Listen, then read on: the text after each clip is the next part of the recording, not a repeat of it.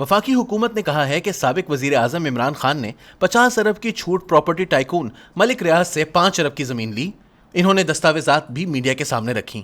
وزیر داخلہ رانا ثناء اللہ نے کہا ہے کہ مسٹر کلین اور صادق و امین نے برطانیہ میں ریکور ہونے والے 50 ارب روپے قومی خزانے میں جمع کرانے کی بجائے بحریہ ٹاؤن کے ساتھ ایڈجسٹمنٹ کی، جس کے بدلے بحریہ ٹاؤن نے اربوں روپے مالیت کی 458 کنال اراضی القادر ٹرسٹ اور بنی گالہ میں 240 کنال اراضی فرح شہزادی کے نام پر منتقل کی۔ رانا ثناء اللہ نے کہا کہ بحریہ ٹاؤن کے ساتھ معاہدے پر بطور وزیر اعظم عمران خان اور خاتون اول کے دستخط موجود ہیں۔ معاملے کی تحقیقات کے لیے تحقیقاتی کمیٹی تشکیل دے دی گئی ہے۔ وہ منگل کو یہاں وفاقی کابینہ کے ممبران مریم اورنگزیب، مصدق ملک اور قمر الزمان کائرہ کے ہمراہ پریس کانفرنس سے خطاب کر رہے تھے۔ وفاقی وزیر داخلہ رانا ثناء اللہ نے کہا ہے کہ ملی بھگت کے ذریعے ٹرسٹ کو 458 کنال اور فرح شہزادی کو 240 کنال منتقل ہونے والی اراضی کی قیمت کم درج کی گئی ہے۔ انہوں نے کہا کہ سابقہ حکومت نے عوام کے پیسے کو بے دردی سے استعمال کر کے ذاتی فائدے حاصل کیے ہیں۔ اس معاہدے کو صیغہ راز میں رکھا گیا۔ آج وفاقی کابینہ کی منظوری کے بعد یہ معاہدہ کھولا گیا، اس کی کاپیاں میڈیا کو بھی دی جا رہی ہیں۔ انہوں نے کہا کہ یہ ثابت ہو گیا ہے کہ تمام معاملات میں عمران خان نے ذاتی فوائد حاصل کیے تھے۔ رانا ثناء اللہ نے پریس کانفرنس میں کہا کہ گزشتہ دور حکومت میں کرپشن کے نئے طریقے دریافت کیے گئے۔ پلان بنایا گیا کہ کس طرح 50 ارب روپے بچانے ہیں اور حصہ نکالنا ہے۔ ڈاکیومنٹ منظور کروا لیا گیا تو شہزاد اکبر وہاں گئے اور پورا عمل مکمل کروایا۔ وفاقی کابینہ نے ایسٹ ریکوری یونٹ کے حوالے سے ذیلی کمیٹی تشکیل دے دی۔ کمیٹی ڈیل سے متعلق حقائق کابینہ اجلاس میں پیش کرے گی۔ واضح رہے کہ برطانوی امیگریشن حکام نے کرپشن چارجز کی بنا پر ملک ریاض کا ویزا کینسل کر دیا تھا، جس کے بنا پر انہوں نے اپیل دائر کی تھی۔ تاہم برطانوی عدالت نے کہا کہ وہ ان پر لگائے گئے کرپشن اور جعل سازی کے الزامات سے سہمت ہیں، اس لیے ملک ریاض سمیت ان کے تمام خاندان کا 10 سالہ ملٹی انٹری ویزا منسوخ کرنے کا فیصلہ کیا گیا ہے۔ صحافی کوثر کاظمی کے مطابق شہزاد اکبر نے برطانیہ جا کر ملک ریاض کی پراپرٹی کے معاملے کو حل کیا کہ وہ پیسہ برطانیہ میں ہی منجمد نہ ہو جائے بلکہ اس کو پاکستان لایا جائے۔ اس میں وزیر اعظم عمران خان اور معاون خصوصی شہزاد اکبر دونوں نے ملک ریاض کی مدد کی۔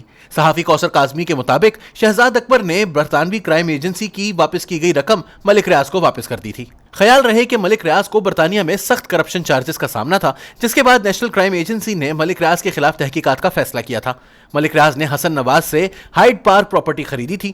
حسن نواز کو کرائم ایجنسی سے کلین چٹ مل گئی تھی کیونکہ ان کے پاس تمام منی ٹریل کی دستاویزات تھیں، مگر ملک ریاض کے پاس نہیں تھیں۔ کرپشن چارجز کی بنا پر ملک ریاض کا ویزا کینسل کر دیا گیا تھا، جس کی بنا پر انہوں نے اپیل کی تھی، لیکن برطانوی امیگریشن نے ان سمیت ان کے تمام خاندان کا ویزا کینسل کر دیا۔ اس کیس کے مزید پس منظر کی بات کی جائے تو جولائی 2020 میں برطانوی نیشنل کرائم ایجنسی نے ملک ریاض کے خلاف تحقیقات کے دوران برطانیہ میں ضبط 190 ملین پاؤنڈ پاکستان کو واپس کیے تھے۔ برطانوی حکام نے بتایا تھا کہ اس طرح برطانیہ میں لاکھوں پاؤنڈز گزشتہ سال میں دوسرے ترقی پذیر ممالک کو واپس کیے گئے۔ یہ رقم بین الاقوامی بدعنوانی اور رشوت ستانی کی تحقیقات کا نتیجہ ہے۔ نیشنل کرائم ایجنسی کے بین الاقوامی بدعنوانی یونٹ کے ذریعے اس سال کے دوران پہلے سے کہیں زیادہ افراد پر فرد جرم عائد کی گئی جو ملک میں بڑے اوورسیز ترقیاتی منصوبوں میں مجرمانہ نقد رقم کی فراہمی سے منسلک ہیں۔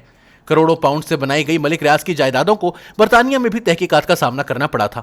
برطانوی حکومت نے تحقیقات کے دوران ناجائز آمدن کے ثبوت ملنے پر ملک ریاض کی اکاؤنٹس اور جائیداد منجمد کر دیے تھے۔ اس سے قبل دسمبر 2019 میں نیشنل کرائم ایجنسی نے ملک ریاض سے متعلق سول تحقیقات کے بعد $190 ملین کی سول سیٹلمنٹ پر اتفاق کیا تھا۔ ملک ریاض کا شمار پاکستان میں نجی شعبے کے سب سے بڑے کارپوریٹ ٹائکونز میں ہوتا ہے۔ خیال رہے کہ برطانیہ کی نیشنل کرائم ایجنسی کی جانب سے ملک ریاض کی 190 ملین پاؤنڈز کی پراپرٹی منجمد کرنے کے حکم کے بعد کاروباری شخصیت ملک ریاض کا موقف بھی سامنے آیا تھا۔ ملک ریاض نے سماجی رابطے کی ویب سائٹ ٹویٹر پر ٹویٹ کرتے ہوئے کہا تھا کہ برطانیہ میں قانونی اور ڈکلیئرڈ جائیداد بیچی ہے۔ جائیداد کی فروخت بحریہ ٹاؤن کراچی سے متعلق سپریم کورٹ کے فیصلے کی روشنی میں رقم ادا کرنے کے لیے کی گئی تھی۔